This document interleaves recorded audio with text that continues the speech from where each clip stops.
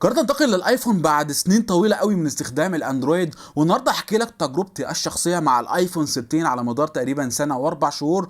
والحقيقه انا خلال الفتره دي بمر بعقبات ومشاكل تكرهني جدا في الجهاز، وفي نفس الوقت انا عندي مميزات مخليني واقف في النص مش عارف الجهاز ده حلو ولا وحش. هكمل مع هذا الجهاز وهعمل ابجريد لايفون تاني، ولا انا هنتقل تاني للاندرويد؟ ولكن قبل ما نبدا كالعاده ما تنساش تدعي لاخواتنا المستضعفين في كل مكان ان ربنا ينصرهم ويرحمهم، وكذلك للجندي المصري الشهيد ان ربنا يرحمه ويصبر اهله على الفراق. والموبايل ده اول ما هتمسكه كده هيدي لك احساس الغناء الزائف، اللي هو انت عارف كل حاجه كده بريميوم، كل حاجه شكلها جميل. وبصراحه اللون الاخضر ده خطف قلبي من اول ما شفته. الفريم الالومنيوم اللي بيدي لك بروده المعدن مع الظهر الزجاجي الناعم اللامع مع شعار التفاحه اللي هيحسسك ان عيشتك بقت مرتاحه، مع انك في الحقيقه بتكح اطراف صديقي العزيز. انا وانت عارفين هذه الحقيقه. فانت بتتكلم عن ميكس يحسسك فعلا ان انت ماسك حاجه غاليه وعليها القيمه. وفي ميكس كده عملته ابل ان هو مع الكواليتي المحترمه دي، الا وهو الوزن.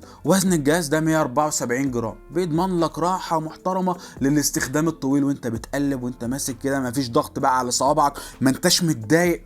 لا، الموضوع بصراحه محترم جدا. ولكن انا عايز اقف هنا واسالك سؤال: هو الموبايل الكويس المفروض يكون بيقدم ايه؟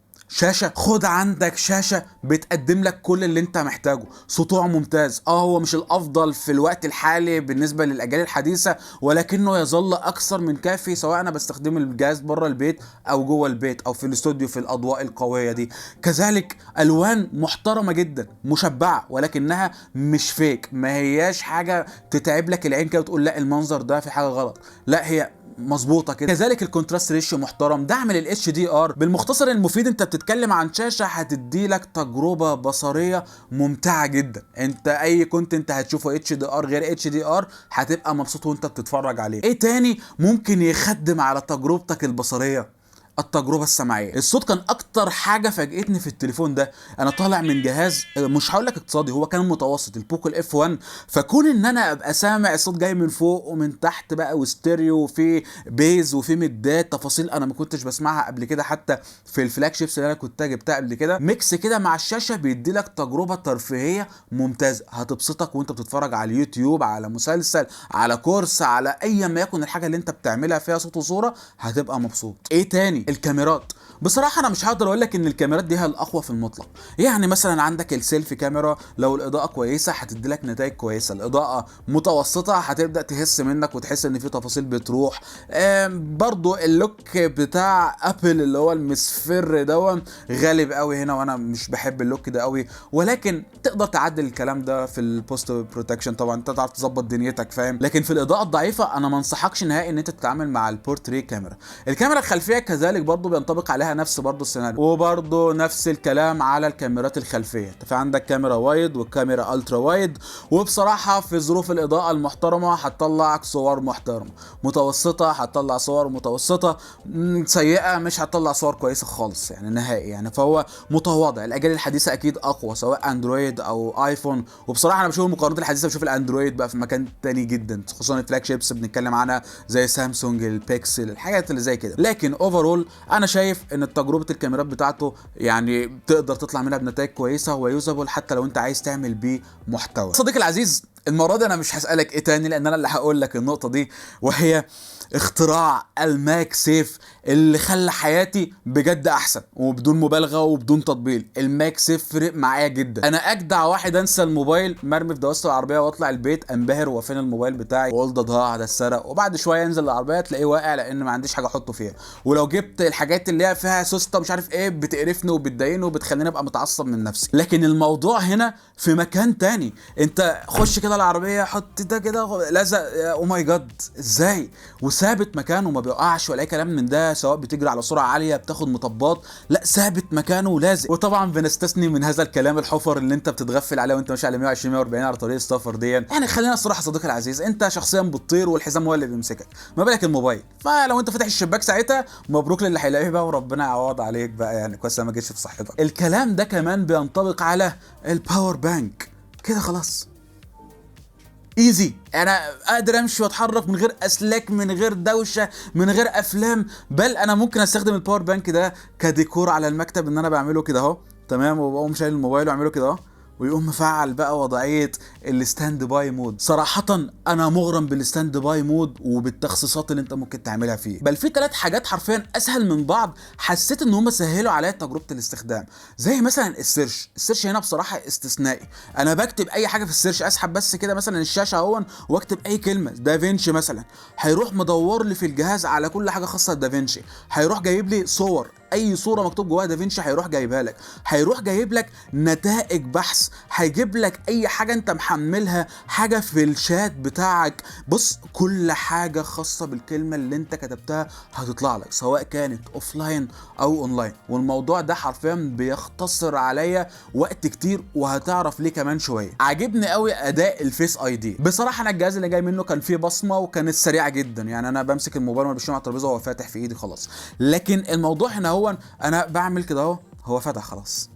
اي نعم ساعات بتغلط الحقيقه، يعني ما اكذبش عليك، ولكن يعني الموضوع نقدر نقول الغلط في نسبه 2%، لكن دايما بتصيب معايا برضو في ظروف الاضاءه الصعبه، بتصيب معايا عشان هنا هو ده سنسور فبيقدر ان هو يتعامل، ما هوش بيشوف عن طريق الكاميرا. بل من الحاجات اللي عجبتني قوي الايكو سيستم. انا معايا الايباد برو 2018، فمثلا لو انا حاطط الموبايل بيشحن وجات لي مكالمه، فانا مش عايز اروح ارد بقى واقف جنب الشاحن بقى والجهاز يقعد يسخن، مش عايزين نقعد نحرق كلام جاي مهم، لكن انا ممكن ارد عادي على المكالمه من الايباد. بس احذر صديقي العزيز، الايباد صيوحه، فممكن لو انت بتتكلم مع واحد صاحبك خنزير يعمل لك ساوند افكتس يفضحك في المنطقه مش في البيت بس. فلازم تشتري سماعه علشان تتجنب الفضايح صديقي العزيز. ولكن واحذر من ولكن دي صديقي العزيز، انا عايز اسالك نفس السؤال بتاع البدايه بشكل تاني شويه. ايه هي الحاجات اللي ممكن تضايقك من تليفون وتخليك عايز تمسكه ترزعه في الحيطه كده هو 100 حته تنتقم منه حرفيا؟ تصعيب الحياه، اللي هو انا كنت بكلمك عن حاجات دلوقتي سهلت حياتي وخلتها احلى والكلام ده كله، لكن بجد انا قابلتني حاجات في تجربه الاستخدام هنا هو يعني قرفتني في حياتي. انا مثلا منتجت فيديو وعملت له ريندر وعايز اشوفه على الموبايل قبل ما انشر وقبل ما ارفع، بحيث يعني برضه الشاشه الصغيره بتفرق عن الشاشه الكبيره وتشوف الدنيا واضحه ولا مش واضحه كده يعني.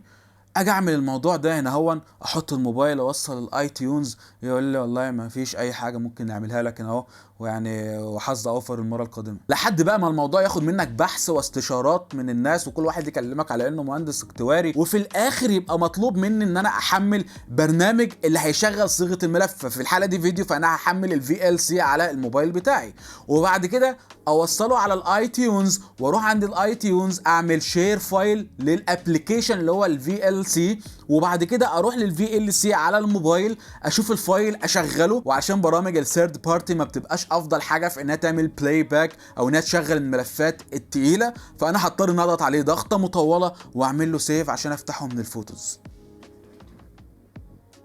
انا تعبت وانا بقولها، كان متخيل بقى وانا بعملها عمال على بطال، موضوع بيبقى يعني ممل للغايه. قيس نفس الكلام حصل معايا لما صورت فيديو انبوكسنج وكنت حاطط الموبايل سكند كام بقى ومش عارف ايه وفرحان، ورحت انقله على الكمبيوتر معرفتش. لو انا اعمل ايه؟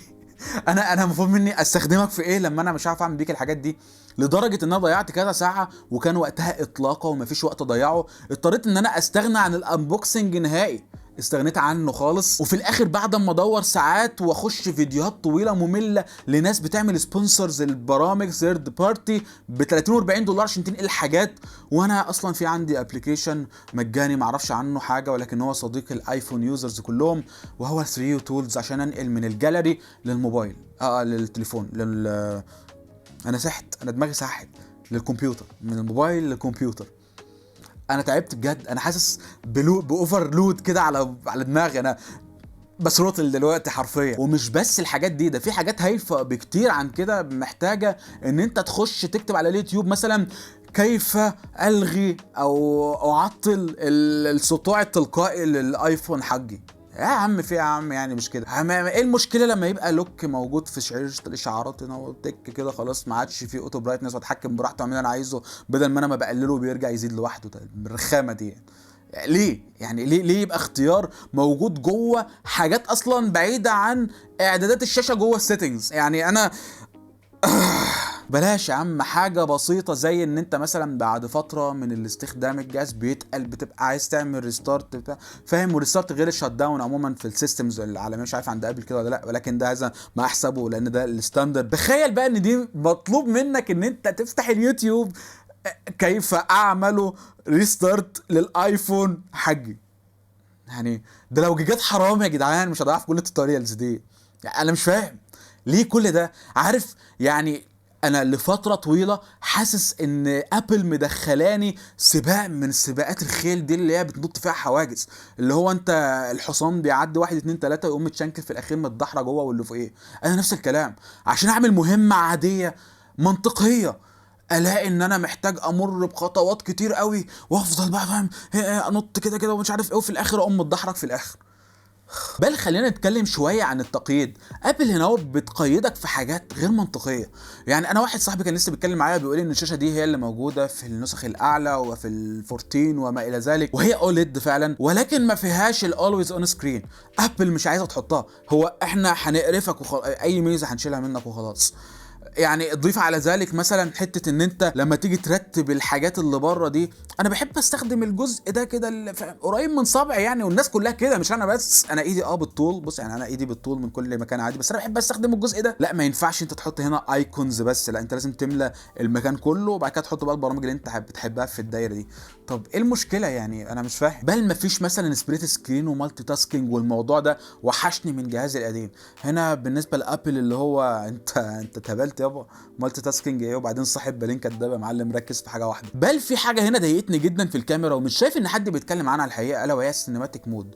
انا راضي ان هو 1080 وهو على فكره من الحاجات اللي خلتني اخد قرار الشراء، لكن اللي انا ملاحظه ان ابل مديالك حريه ان انت تركز ان انت هتعمل فوكس على ايه وتتتبعه، لكن ما ينفعش تقفل الاوتو اكسبوجر اللي هو الصوره تبقى ثابته على اضاءه واحده مهما كان الحاجه بتتغير جوه. لان انا مثلا وانا بسجل بلاقي ان الحاجه بتلعب، يعني انا طلعت حاجه غامقه تلاقي الشاشه فتحت، طلعت حاجه فاتحه تقوم الشاشه تغمق، شغل اللي هو ايه قفلي يا ورده وفتحي يا ورده. كذلك نفس الكلام مع الوايت بالانس، انت ما ينفعش تقفل الوايت بالانس هنا اهو، لا انت طول ما انت ما بتقلب في حاجات تبقى سودة او حاجات رمادي او حاجات زحلقي ولا حاجات فحلقي، تلاقي الشاشه عماله بتصفر وتزرق وتخضر وبتاع، فاهم؟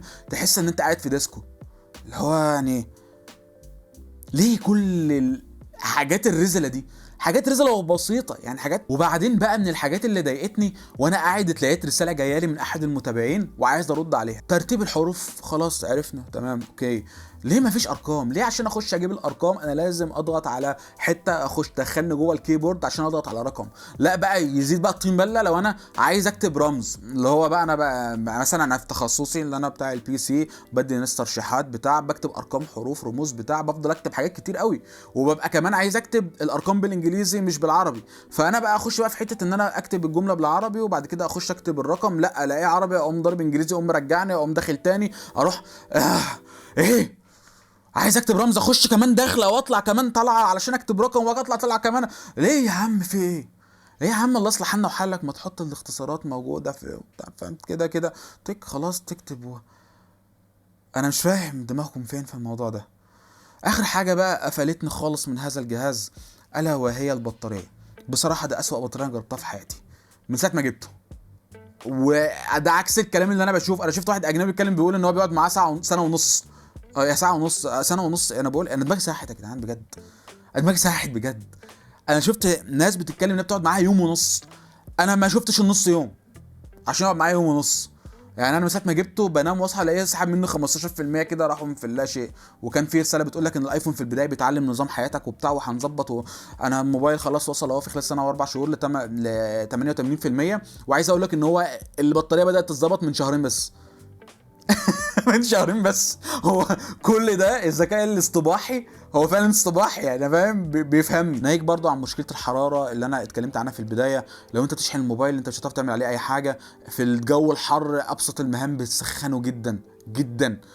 ودي حاجات مخلياني فعلا انا مش عارف اتاقلم مع هذا الجهاز، مش عارف استخدم هذا الجهاز بشكل يومي او افحته. مش عارف مش قادر. وفي نقطه بصراحه انا عايز اتكلم فيها هنا مش قادر ان انا اعديها، الا وهي ان الايفون برامجه او الاي او اس معمول للهاردوير، والبرامج معموله للاي او اس اللي هو اصلا معمول للهاردوير، فما بيعلقش، ما فيش باجز، ما فيش. لا والله يعلق معايا، عمل فريزنج اصلا. في تقطيع ساعات بتروح وبتيجي كده في الانيميشن. ساعات مثلا اجي اطلع الكيبورد تلاقيها شويه كده قبل ما اجي لك، ارتاح انت وقت كان على جنب، انا مش فاضيه لك. البرامج نفسها بيكون فيها باجز. انا ساعات بقى بكتب على الفيس بوست طويل كده، اجت فتره معينه الاقي ان اللي هو راح خرج بعد ما كتبت بوست بقى لي ربع ساعه بكتبه، خرج، واجي ابص تلاقيه ده طلع اصلا من الميموري كلها، يعني طلع من الرام اصلا. فكل اللي انا عملته ده بيختص حضرتك وعيد من جديد. اليوتيوب اللي معمول برضه فاهم لنفس الولد بقى اللي انا قلتها دي.